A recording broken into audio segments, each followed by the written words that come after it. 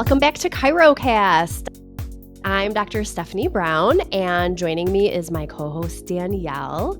And we're excited to bring you another valuable episode packed with insights for your chiropractic practice. Hi everyone, we're thrilled you're tuning in today because we are covering something that every chiropractor should have in place: disaster SOPs. This is an essential topic for ensuring your practice can handle any unexpected challenges. That's right. So whether you've been in practice for years or you're just getting started, having a solid disaster plan is really, really critical. From natural disasters to cyber attacks, we're going to walk you through some practical steps to protect your clinic, your staff, and your patients. And the best part is it's not as complicated as it sounds. We'll break it down for you so that you can easily start building or refining your plan right away. We'll also share some key tools and strategies that successful practices use to minimize disruption and keep operations running smoothly when things get difficult. So grab your notepad, because by the end of this episode, you'll have clear action plans for protecting your practice. So let's dive in.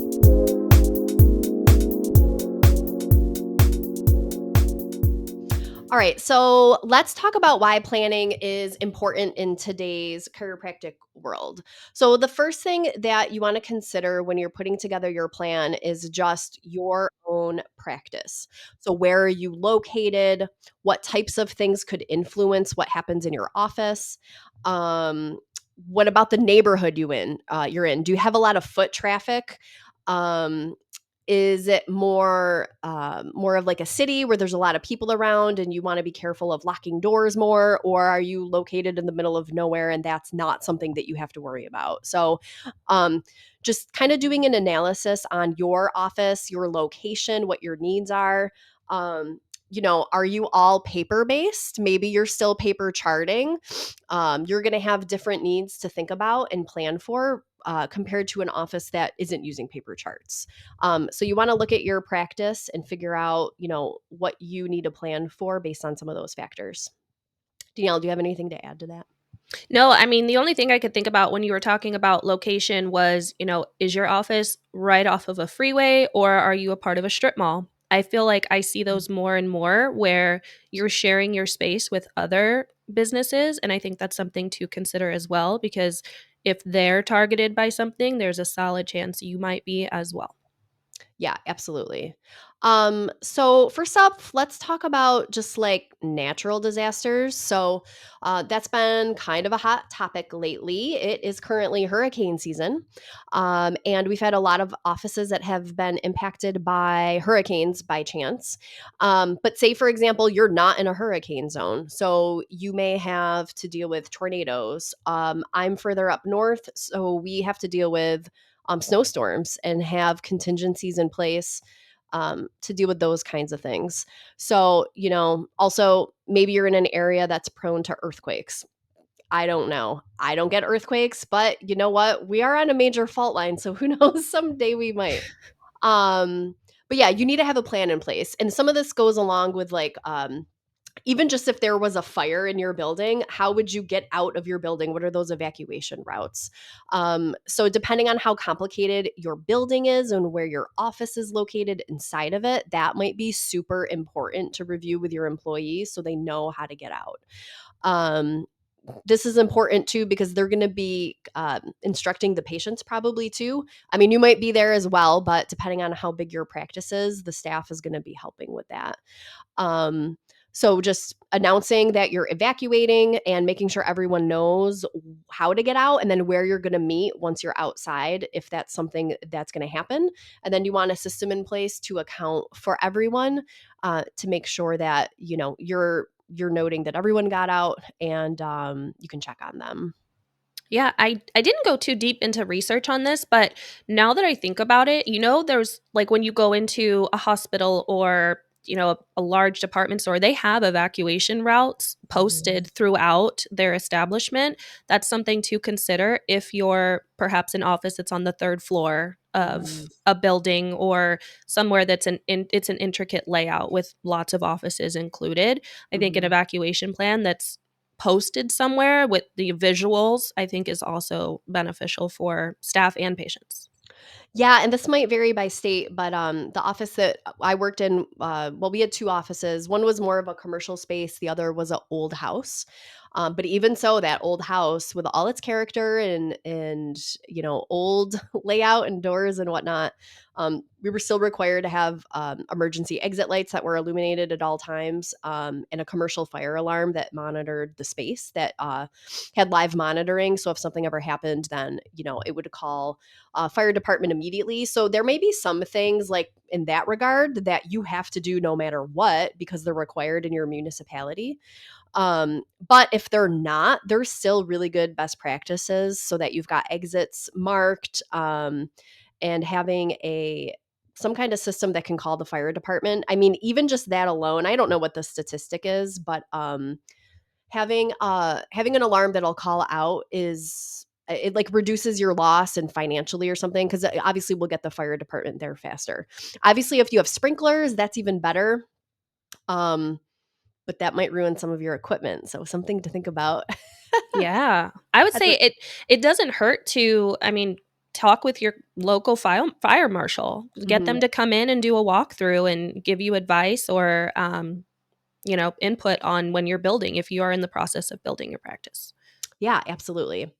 So beyond what you would do physically, there's also the idea of having some emergency supplies. So we used to have a little collection of like band-aids in the office because there's nothing worse than having like a little cut on your hand and then you have to adjust all day.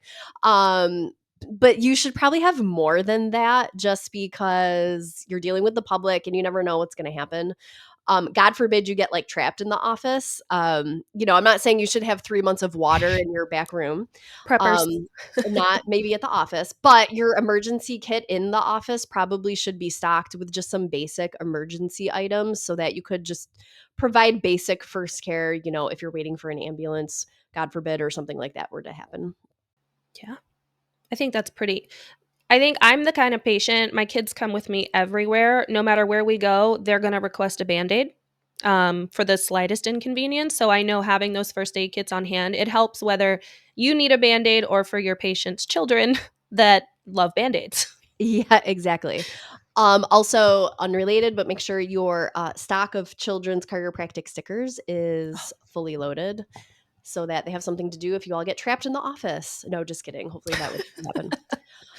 Um, okay, good. I'm going down our list here a little bit more. And yeah, so let's jump into slightly related, but a little bit different. It's just power outage. So, certainly, if you have like a big storm coming that you know of, you're probably not going to be at your office when the power goes out. Um, but if it's whatever, just like a thunderstorm rolls in, or there might be a car accident down the road that takes out power lines or whatever, something that impacts your office while you're open, what should you do? So, I don't know. We're old school. My dad would tell me to go unplug the computer. So if make sure your electric equipment is on some kind of surge protector. We had automatic flexion and distraction table, and we did buy a surge protector for it just in general. But I actually opened the little pamphlet that was inside the surge protector at the store. It's like a tiny piece of paper folding it into like 10,000 pieces or folds, and it has like actual information on there on how to register the surge protector to make sure that you actually have protection for whatever's plugged into it if something would happen. It did also say there was like a dollar value attached to like how much they would reimburse you like up to a certain point should the unit fail and then your equipment is damaged. But there were like steps you had to take to make sure that you had that protection to register with the company. So don't just buy a surge protector at the store. You might want to check the documentation that came with it. Or like if you're my dad, just go unplug everything if your power goes out. The problem though is that that won't help you if it goes out overnight and then comes back on and there was some kind of surge or something. But yeah, any equipment in your office, whether it's your table, x-ray suite, computers around the office, all of that stuff should not be plugged into the wall. You should definitely have a surge protector or whatever on it to protect that equipment. Yeah. And I know when it comes to surge protectors, like I know I'm the type of person, if I need an extension cord, like I'm attaching extension cords to extension cords and, so on and so forth. And I know that's a no-no. So So bad. reading those pamphlets, it's crucial because there are some that might not be compatible with how much power those devices. I know x-ray machines, the foot leveler type things, those are huge machines that they're going to need a level of surge protection that my smaller monitor at home is going to need when, power outages or lightning strikes and things of that nature. So something to consider when you're looking for those. Probably want an industrial powered type of Yeah. surge protection. Yeah, definitely. So power outages. So what do you do if the power goes out? And like I said, you can run around and unplug all your equipment if you really want to. But after that, like what if there's patients in the office? So I guess at that point, it's really a judgment call. Like, do you stay open? What are you gonna do? This has happened to me before, and we just stayed open. It was the middle of the day. Nothing in particular was going on. But that being said, we at that point in time, we did still do this after that, but were in the habit of we would print out our appointment list every day, and it would have the patient's phone number on that list. So we at least had a list of people who were supposed to be showing up that day. One particular time this happened, we were still on paper charts. So we had everyone's folders ready to go. We could still document. We pretty much just saw whoever showed up that day. And then obviously made note if someone didn't come in, and then we contacted them later. But at that point in time, our phone system did like plug into the wall. So we had no phones. We couldn't call anybody. We could not receive calls in, and so it was definitely just, well, I guess we're gonna sit here and see who shows up. I think most people came because it wasn't like a widespread thing or a weather situation. So most people were still coming for their appointments because they didn't know we didn't have power, because we didn't have a way to tell them. And Ooh. we also wanted them to keep coming in because we were fine. But that being said, some of our treatment rooms didn't have any windows. So, like, what are you supposed to do? I had actually drove home and just grabbed a bunch of candles that I had at my house and brought them back to the office. So we were adjusting by candlelight. And that just, I mean, whatever, it got the job done. People got taken care of. We weren't doing a lot of therapies or any really at all. So it didn't matter. We had our hands and our mechanical tables if we needed it. And we were able to continue adjusting and see our patients, and it wasn't a big deal. Um, Certainly, we couldn't take any money. Ooh. So no credit card machine. Obviously, we could take cash, and then some people still carry checkbooks. There was actually a lot of people that wrote us checks that day because they didn't want to leave without paying, so that was really nice. Otherwise, we just made a note, and those patients caught up with us next time they were in the office. So you do kind of need a contingency plan in place, especially to either keep taking payments, or how are you going to make sure that you get those payments. Um, Question. mhm. What about, I don't know how long it was that you're speaking of, but how would you notify patients that don't know the power's out that maybe want to walk in if you offered walk-ins? What does that look like as far as contingency plans go? Yeah, we didn't do walk-ins, but I just would probably have done, if anything, you probably could accommodate more walk-ins at that point, because it's possible somebody would have needed to canceled, so it would have felt like a no-show, and you couldn't do anything to fill that gap because you can't call anyone on your waiting list. Um, so I mean, if that had happened though, we would have just said, "Hey, walk in, thanks for coming by. Either, sure, we can see you in this many minutes, or, really sorry, we can't. We're full and we don't have power, but we can call you later." Like, capture their information and contact them if they weren't a patient and they need to become one, or if just to if it's an existing patient, maybe contact them to schedule once things are back up. That's what I would do. Um, that being said, though, like, our cell phones still worked, and a lot of people have VoIP, or voice over internet protocol, phone systems now. And most of them have an app on them. And so nowadays, if that were to happen, you could probably have the app for your phone system right on your phone. I mean, that's what I have on my cell phone. So even if my power's out, I could still use my cell phone, assuming that's all powered up and working still. And you could still contact patients that way. Or I could go in and maybe I'm not available, or maybe I'm the business owner, so I do have it on my phone, but my associates in my office with staff, maybe I go into that app and I can forward it to one of their cell phones since they're in the office, running things. Um, so that would be a really great thing that technology has allowed us to do in the event that you do have a power outage. You might be able to forward or utilize your mobile devices to keep the office at least partially going.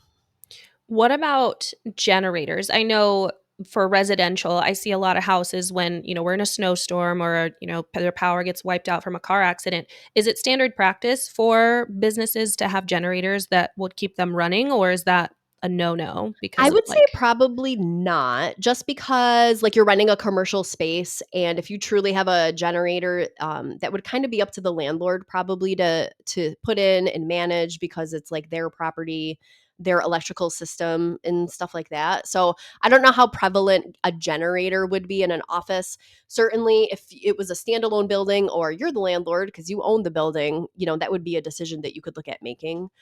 Personally, I would just suggest buy a candlelight or I'm not working.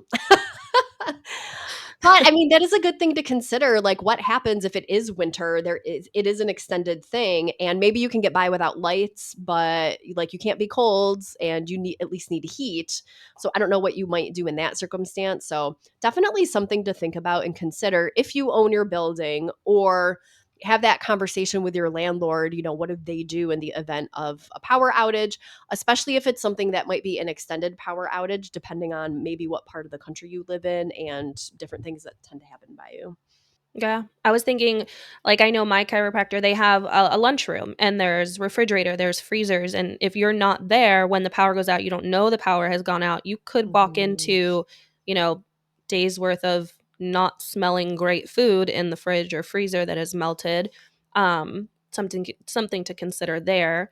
Or I know you mentioned you're in an area where it's huge snowstorms, like water tanks, hot water heaters. Mhm. If the pipes, I guess, freeze, like those can burst and cause other types of disasters. It's just like the domino effect and flooding Yeah. things out and Mhm. causing nastiness. Yeah, so that's a great example why that's a good conversation to have with the landlord. In the event of like heat loss, what are they gonna do to protect the rest of the building and the assets in the building against like pipes freezing?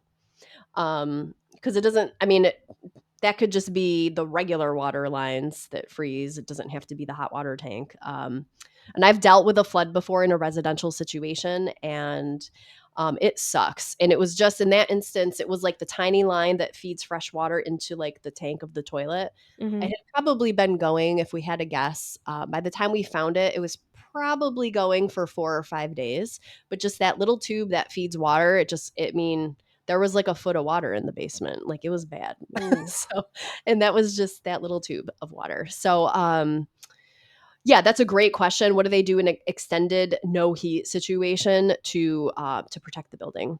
I mean, it should be as simple, I think, as shutting the power off to the building and having everyone like flush the toilet and run the faucets to empty out the lines. Um, and this brings up a great question, though. Who is responsible for Hmm. damage if there was any? Depending on, like, was it someone's suite above yours that damaged yours? If it came from within yours, are you only responsible for your space, or like would your business insurance have to cover someone else's losses? So these are all really good things to talk about with your landlord to find out and understand how they have the building insured.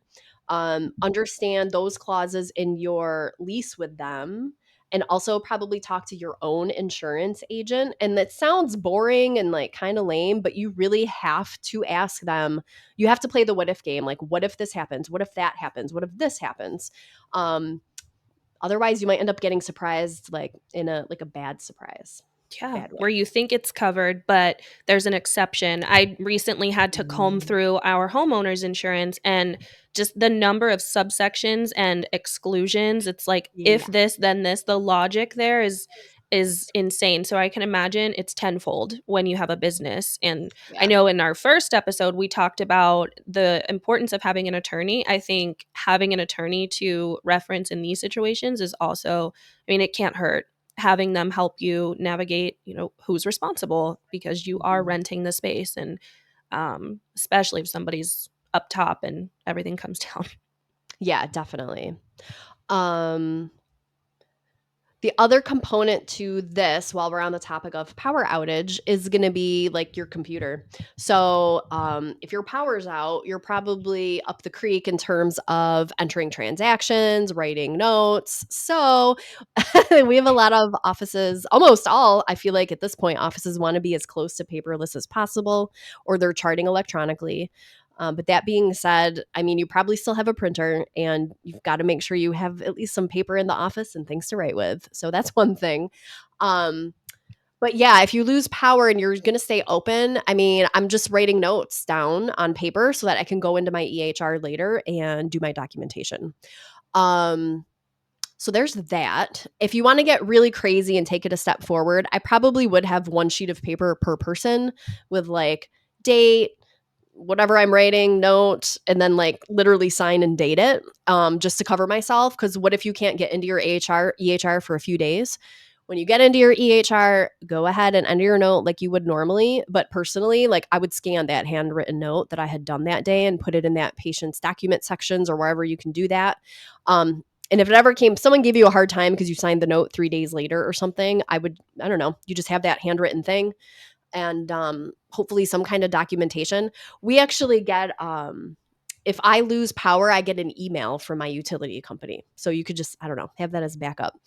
But this brings up a really good point. If you have a cloud based program like ChiroTouch has, you know, I can sign into that on my phone. And so if my power goes out, as long as my phone is charged and there's still cell service, I can still get in and do most of what I need to do. Likewise, if you have a tablet, certainly it can't be on your internal office's Wi-Fi. You would have to have, you Hotspot know, yeah, I don't know how to use those either. So figure out how to use a hotspot, everybody. on your phone. It's right there on your phone. I, No? I'll look it up tonight so that I'm prepared in case my power goes out. Okay. I don't know. Everyone talks about these hotspots, and I'm like, I hope I don't have to figure that out someday. Um, just for fun, I'm gonna do that. So, yes, figure out how to use your phone as a hotspot. Great. Or if you have a tablet that does have like Verizon or like it's on like a cell network or whatever, you're still going to be able to use that as long as it's charged um, into your cloud-based program, like with how ChiroTouch can. And that way you, and at least someone, whoever's got that tablet is still going to be able to keep documenting or making appointments. That's really the big thing is those next appointments.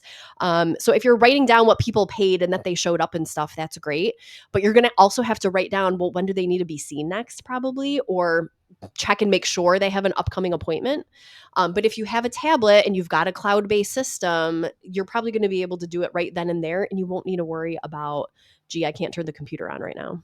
Yeah, I feel like with the cloud-based systems, the most you have to worry about in the power outage is the lights on, being able to see and navigate through the office.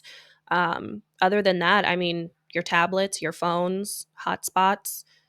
I mean, nowadays it makes it super easy for power outage for to function when there's a power outage. Yeah. It's not like when you have to go back and find books to read when the power's out or something. Like staying entertained at home is harder if there's a power outage than it is, I think, to keep running your office nowadays if there's a power outage. But I think that this goes along with what we started with, assuming that's a short term situation. So if it's a longer situation, of course, there's just going to be other challenges there to deal with. So, Yeah, like snow, not if to your be business is insensitive to snowed that. in. Yeah. Yeah. If you can't physically get into the office or anybody can, get in, I feel like that's another layer of contingency plan. Yeah, definitely. Okay, so we just started talking about computers. Let's talk about cybersecurity situations. Honestly, like this is not my forte. I have heard of offices who their system was hacked and they had I'm not gonna say they had to pay I mean, maybe they did have to pay a ransom. I don't know. But like they had to do crazy stuff to like access their system. So I'm just gonna say this. Like, just because even if you have a cloud-based system, I do still feel like you should have a local IT professional help you set up your network and help you secure it and make recommendations for how to keep your stuff safe. Because you still have internet, you're probably still have like local storage of maybe you still have local storage of files that are being shared between computers so that everyone in the office can do their job and stuff. Um, so you still need those machines to work, but you also need to make sure they're secure. Yeah, And it's and not just from a protocols. HIPAA standpoint, it's from a so the prince in Zimbabwe isn't holding you ransom for 10,000 Bitcoin. Like that's going to be a bad situation, even if your patient records are not on your computer, right? Yeah. So hopefully, don't ever let that happen. Yeah. Awkward.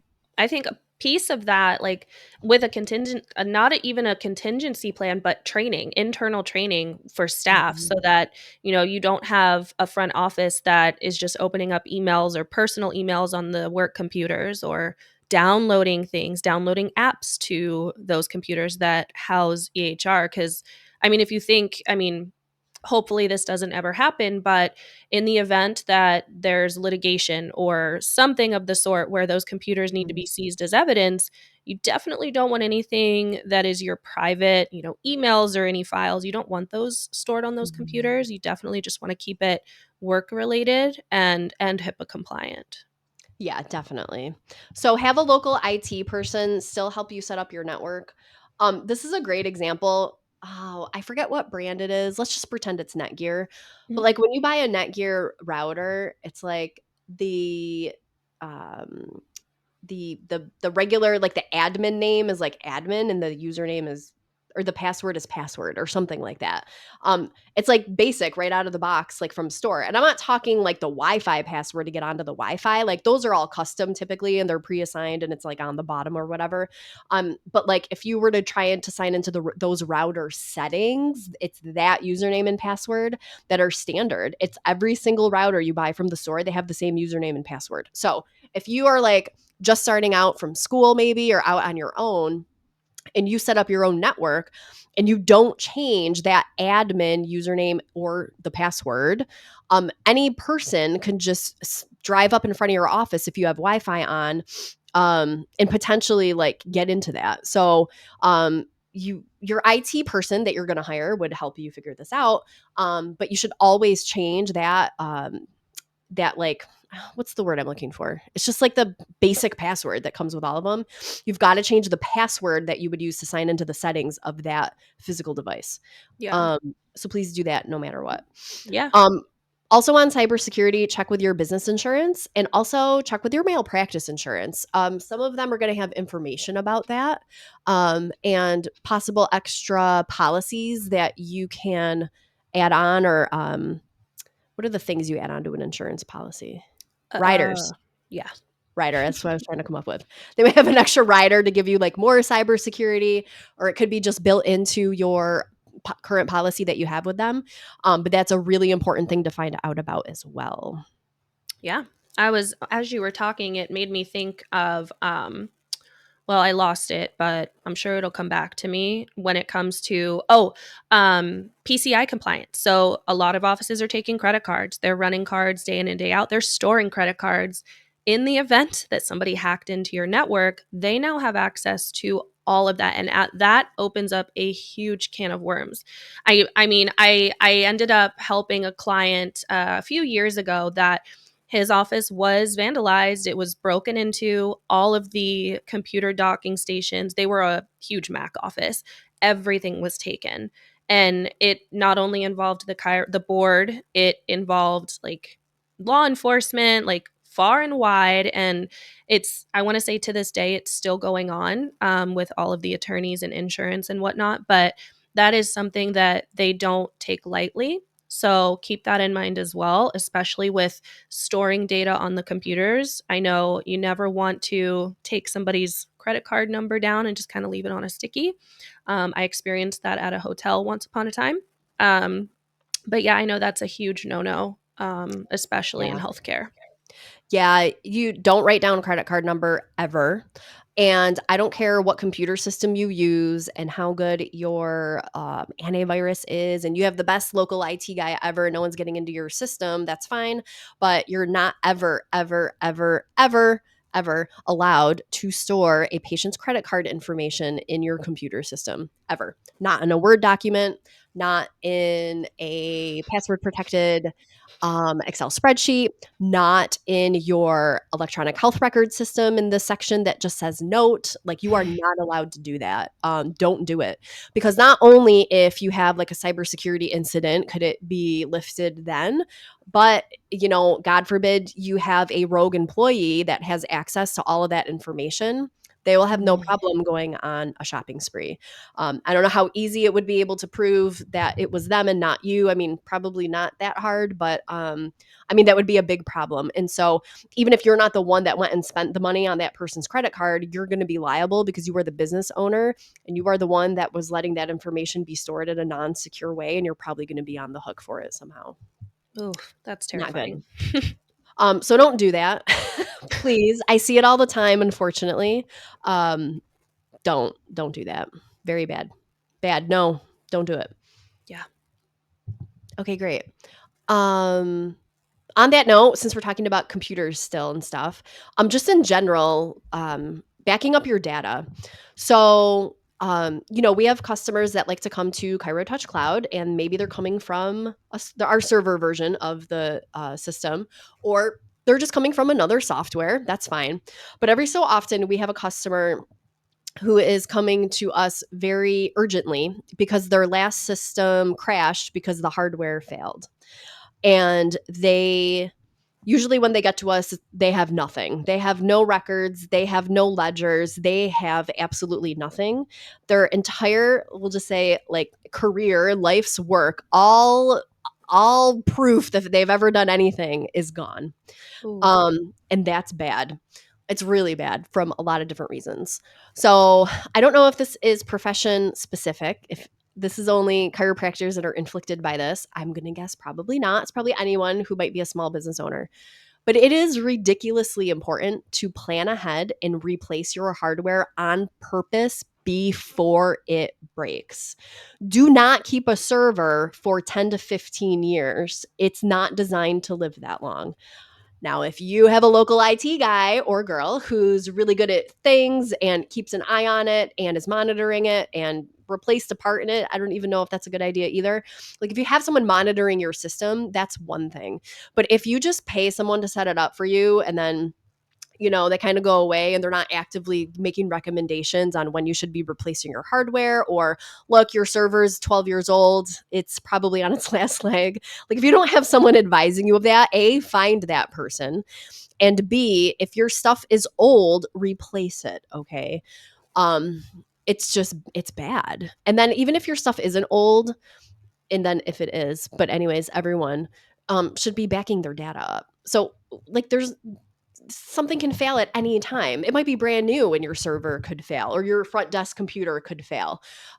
Or, whatever the computer is in your office where you have your office files, like your intake paperwork or whatever else you use for the practice, that stuff can fail any time. So it boggles my mind that there are practices that don't back up their server that has their patient records and ledgers on it.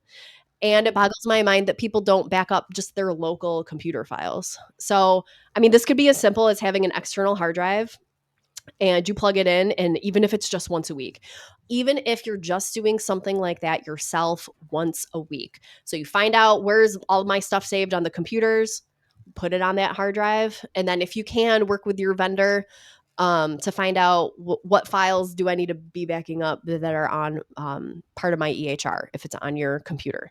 Maybe your EHR hosts a backup thing to keep your stuff secure. That's great to have them do it too. But I have talked to these people before. He won't mind me saying this, but the practice I used to work at, this happened to them in July. There's a number of factors that went into it happening, but It happened to them. And I don't work there anymore. So it wasn't my patient notes that were gone, but it was my patient notes because I had been in that practice my entire career and everything was gone. Ooh. So even though I don't work there anymore, like I still had this weird pit in my stomach, like, oh my God, like everything I've ever done is gone. Oh my God. What if somebody needs their notes? Oh my God, what are we gonna do? Yeah. So Another thank reason cloud is important. It's yeah. less maintenance, I would say, because you mentioned a lot of like servers get old, you have to replace them. So that's an investment. But then you also have to have somebody, I would say somebody on payroll that you can go to at any time that, Oh yeah. if a server had some type of malfunction, you don't want to try to navigate it yourself. I know I wouldn't know what I'm doing at all, No, and don't want to run the risk of corrupting anything. Um, exactly. so Compute It's not like back in the day when you just had like to hook up your VCR to the TV, like the red, white, and yellow wires, right? And you just plug them in and then you plug them into the TV and then it works. Like that's not computers anymore. Um, so yes. So fortunately though, my former employer, he did have relationships with people in town and he did find a person who was able to uh not restore, but get recover it. yeah, recover. Thank you. He was able to find someone to recover the data off of the server and Oof. put it onto a different machine for him. So it was accessible. And then he did come to Cairo Touch Cloud. So we were able to import, whatever, all the things. And then, so he has his records. But still, it is incredibly stressful. And like the littlest amount of planning can really help you. So even if you have backup, it's not a bad idea to know, like, because you're going to be panicking and stressed out probably. You should just have written down somewhere, okay, if this happens, okay, what am I going to do?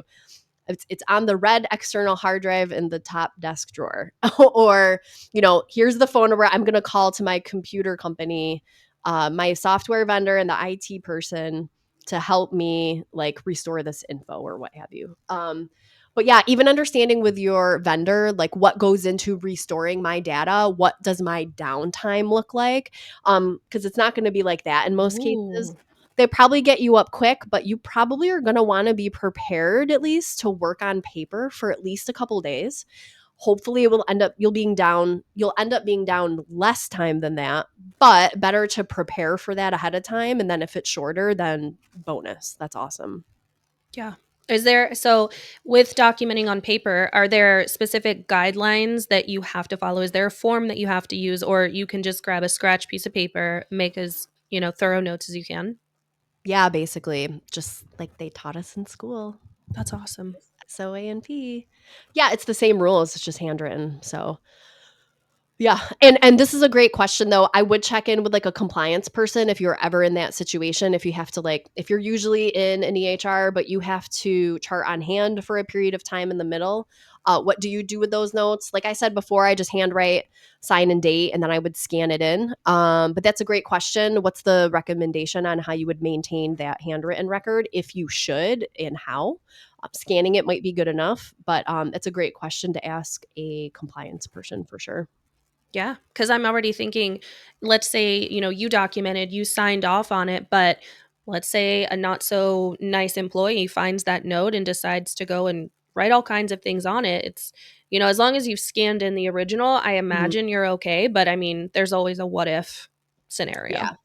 Yeah, I mean, that would be the equivalent of an employee pulling someone's physical file and scribbling in it. So I don't yeah, I guess it's the same risk and you should. Like we'll get this question a lot too, well, how do I prevent someone from deleting this or deleting that? And it's like, well, correct. So, like you can't control what everyone does all the time, but you lay out the rules and the guidelines. You should have an employee manual that says you're not allowed to alter the doctor's notes. You're not allowed to alter X, Y, or Z. You can't erase or delete this. It's right up there with you can't steal cash out of the drawer. Like all of that should be written down, and then your employee comes on board with you. They get trained and they sign and acknowledge. And check with an attorney in your state and whatnot, but you have to set those expectations and it should be in writing. So if something were to happen, like in your instance you explained before with that example, If your state board came in, at least they would see, oh, this person does have an operations manual and a compliance manual where it explicitly states that staff is not allowed to alter chart notes. So this doctor is not going to get fined or be in trouble for this because you did whatever you reasonably could to prevent that problem from occurring. So yeah, you should have an employee manual with all the stuff in it for sure. Yeah. All right. Shall we go into not so common Hopefully, issues or right? disasters? Yeah. So all the bad stuff. So we did have a section of our employee manual that covered these things. So here's one. So we had a section in our manual that covered what to do if a patient ever has a medical emergency in the office. And that included the example of if I'm in the adjusting room and I yell out to you to call 911, you don't say why or what or who. Like you don't ask, you do immediately. Don't ask questions. Don't keep listening to the patient's story who's standing at the front desk. Like you just call 911 Right. and then like we'll figure it out thereafter. But that's in our manual. Like just do. Don't ask, just do. We actually, when we had our original phone system, we had phones in each of our adjusting areas because we had little portable phones everywhere. Now I would have my cell phone on me, but yeah, just having that accessible communication if something were to happen to someone. Um, yeah, just assessing if someone has a problem when they're in the office. But I'm going to say this, if someone has a problem in the office after you adjust them, and this wades into malpractice territory, don't lay them back down and adjust them again. You don't know what happened. You don't know what's wrong with them. Could have absolutely nothing to do with your care that you might have just rendered. But the last thing that you should do is adjust them again. I'm just going to say that. Don't adjust them again. And then, depending on what's going on, don't tell them. If you think someone should go to the hospital, you don't tell them to go to the hospital. You Right. call an ambulance. You Don't take say all go the to steps. yeah, you don't say, "Oh, you need to go to the hospital." If it's that much of a problem where you truly think someone needs to go to the emergency room, you're calling them an ambulance. When the ambulance gets there, if the patient refuses to get in and refuses care, it's on the patient, but you still did what you had to do to protect that person. That's what it comes down to, trying to make sure that you're protecting that patient. Don't feel weird calling 911. Just do it. Who cares? If they get into the ambulance, yes, they probably have to pay for that ride. But that's not what matters. Like you're getting them that emergent health care that they might need. So don't adjust somebody if they get hurt or they think they're hurt or they're having a problem after an adjustment. And if they're hurt, call 911. Like, do not tell them to go to the hospital or their significant others in the waiting room and says, I'll drive them. Also, a no. I don't care. I don't care if you've been my patient for 20 years and we have dinner together every Friday night because we became best friends. I'm still calling 911 for that ambulance to come take you. You can deal with the ambulance when it gets here if you're going to refuse it. But you got to do what's best to protect that patient. And End of story. that's a CYA situation. You're probably also going to document that Yes. interaction in for that encounter because it was part of that patient's encounter in the event that anything Yeah. came back on you. Yeah, I did send someone to the hospital once, but it was not an emergency. Like it was not a life-threatening thing. I mean, they probably thought they were gonna die, but they weren't. Um, That's good. in that scenario, he did come with a significant other. He had already been to the hospital that weekend, back and leg pain. They blew him off and told him to take painkillers, whatever. He comes into my office. The guy's basically, this is a 40-year-old man using a walker, basically dragging his feet behind him. Could hardly stand on his own. He basically would just lean forward with as much momentum as he could, supporting his upper body weight with his arms, and like his feet were just dragging behind him. He was pouring sweat. He couldn't even fill out the paperwork because he was sweating on the form. I mean, he couldn't think clearly anyways, Aw. but he was sweating on, I mean, it was also August, but he was sweating on the form. And so I'm just like, I mean, we were in the waiting room. I didn't even bring him back. I just did a couple like nerve tension tests and like checked his reflexes. And there were no other patients in the office at this time, and none on their way in. And I was just like, you gotta go back to the hospital. So his girlfriend was with him, and they brought him back. But And if you are in an emergency and you have the awareness to do this, I mean, if you're calling an ambulance, you just be prepared to tell them what you know about that person. They're going to call ahead to the hospital. In my situation, it wasn't an emergency because life threatening emergency. But I called. I literally, I mean, this was many years ago, but we had a phone book.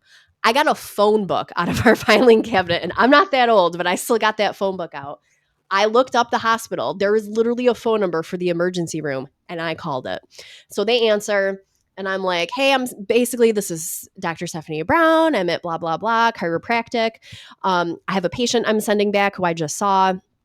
And I just wanted to talk to somebody before he got there because he was already there that weekend. So she was very nice, what's going on? And I just told her, like, he is telling me his progressive neurological deficits. He presented with X, Y, and Z. Like, I mean, he had an acute disc herniation, which, we all know, depending on the situation, you don't have to have surgery for that. But Right. I just felt like his situation, like he probably did. And so I said, he was there this weekend. You guys gave him some medicine, but he needs something else than that. And so I think maybe they would have taken him seriously when he got there the second time, but I think me calling, I would like to think, kind of helped move it along. Yeah. And he didn't end up having surgery. So Oh, you deadlifting in his probably basement saved by that man's himself. life. What's that? Like, you were that deciding factor between, like, him suffering and, like, him having a great quality of life. You making that call and being an advocate for him and his healthcare. Well, I just don't you don't and that was the thing. He's like, "Well, I've been doing this in my lifting weights by himself in his basement his whole life." And I'm like, "Yeah, but if you're by yourself, you might not have had great form." And so he's probably doing it wrong his whole life, and that's what it was. He lifted too much and it went down. Um, Mm. but yeah, so if a emergency happens with a patient in an office, like, you should think ahead about what you're going to do in that circumstance. And as an owner, if you have associates in your office, that should also be in, like, the provider and staff section of your employee manual, where you're telling them this is what you have to do if there's an emergency in your practice, or, like, during your office hours in the event that you're not there as an owner.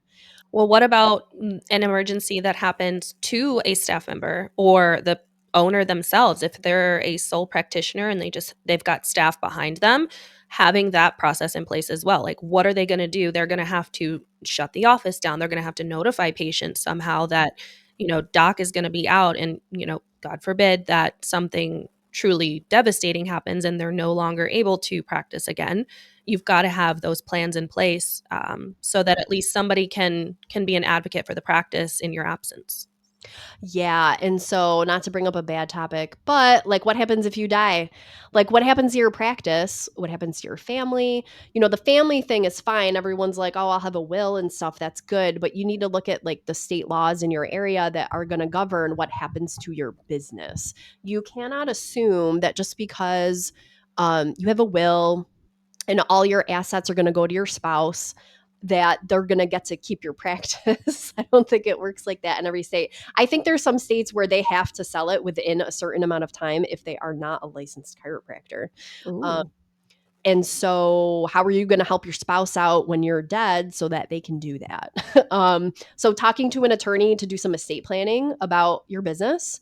And then also, as uncomfortable as these things are, put it right up there with your health proxy. But, have that conversation with your spouse so that they maybe have some resources that they'll be able to tap into or use, so that they can get help either, selling your practice, whether it be to the associate who's there already, or if they have to work with a broker or whatever to find somebody to buy your practice, that's an asset. And so it needs to be protected for your family financially. And that's a conversation you have to have, not just from an estate planning, but then helping your spouse from a practical standpoint. Like, how would they sell your practice? So, kind of a bummer, but just think about it now, rip the band aid off, get the plan in place. And then you probably should revisit it every 10 years or something. But then, at least you did the heavy lifting in the beginning. So, Yeah. Yeah, because you mentioned this, there are certain states, I know there are very few, but there are some that you can own a chiropractic business and not be a practicing chiropractor, but that's not the norm. And so I would say the overwhelming majority are going to need to have a plan in place for if something like that were to happen. Yeah, or liquidating assets and where you sell things if that's what the decision Yeah. is. But helping them, after you're gone, just having something down so they have a reference would be really great. Yeah. Also, so we just talked about people getting injured, but just also, God forbid, like you have a robbery or something. So we had this in our employee manual too. Um, but what do you do? I mean, I think the general guidance, police would say, like, give them what they want. Because the last thing you want is someone to get hurt in the office over a few $100s or even a few $1,000s. Like, that's not worth someone's life. So you give them what they want. But I think having protocols in place for keeping doors locked, Yeah. doors are always locked unless you are literally open seeing patients. End of story. I mean, that's how I operated. I was a solo practitioner in my office, often without even any staff. But that's what I always did. And I knew what the sound was where someone was at the door because they showed up early when I was coming back from lunch. But then I just went and unlocked the door and let them in, and it was fine. But you can't mess around with that. So if you're getting robbed, you need to tell your staff that you would give them whatever they want. Um, if it's a thing where there's patients there when it happens, after that person leaves, the bad guy, Oof. I would ask patients to stay calm, lock the door, and just call 911. Even if it feels if it was insignificant or they didn't get something that's like a lot, then it doesn't matter. You should still call it in. You don't know if they've hit other businesses in the area. You don't know if they're still outside waiting for your patients to go to the car. Like, don't go there. So just ask everyone to stay inside, lock the door, call 911 and have that written down so that your staff knows what to do. Yeah. Certainly you're not going to hold people hostage. So if a patient wants to leave no matter what, then I guess they can go. But I think like your default should be asking everyone to stay if something like that were to happen. That makes me think about cameras in businesses, but also cameras in healthcare, situations, where can they be, that's in your best interest, but also the patient's best interest. And I know you Mhm. mentioned earlier panic buttons similar to like a bank would have. I think those are a great investment. And I think it's also good practice for all business owners to practice under the possibility that you could have an internal employee that doesn't have your best interest in mind and orchestrates a robbery because they do have access to certain information in your EHR or in your computers. They're seeing that cash flow. So they know where it is. So they might not be Mhm. the one that is going to hold everybody up, but there's, no saying that they're not going to call and have it, orchestrated, and you might never know. Yeah, exactly. So, yeah, cameras are a hot topic for sure. If you want to institute cameras in your office, you definitely want to find out what's allowed. So, video recording versus audio recording, the law might be different there. And then location. You need to check with a lawyer in your state. Like, I wouldn't even guess or hope for the best or assume, well, my waiting area is considered public space, so it's fine. It might be, but like, I'm not going to be the one to tell you that. So, like, you should find out from someone who actually knows. Um, and then, yeah, a panic button. I don't personally know really where to get one. I do know, though, like my personal house, I have a ring alarm system. I mean, it wasn't that expensive, and the monitoring is like $100 a year. Um, I happen to have smoke and CO detectors that will call out, so you probably don't need that if you're in a commercial space. Because your landlord or if you're the landlord, probably already has some type of centralized fire panel that is inspected by a fire marshal or whatever every so often, if that's required in your area. Um, but I mean, you could even use that to have an internal, like put the sensors on the windows and doors so you have an alarm system at the office. I know Ring does have a panic button that's built into it. So you could have one in an adjusting area. You can have one at the front desk. So those are relatively inexpensive things that you might be able to institute. Not only from a security standpoint, literally, like having monitoring and sensors on the doors, but also to get that panic button in there. Just quick Yep. note, if you are renting or you're leasing your space, if you want to put up an alarm system, you probably need to check with your landlord for sure. Yeah, and probably local law enforcement. I imagine it's a little different for businesses than it is for residential. Like I know I have Ring as well. Also, no, we are not sponsored by them. I just use them. So I know that I have to pay them separately for any event that might lead to them coming out to my house. It's like a I yearly don't. $10 fee. Like, hey, just in case we might come out, you have to pay for us. But having them come out also and kind of guide you on where you might want to have them and how Mhm. often they're patrolling and what the protocols are, those are always good to have. It's good source of or good resource to go to. Yeah, absolutely.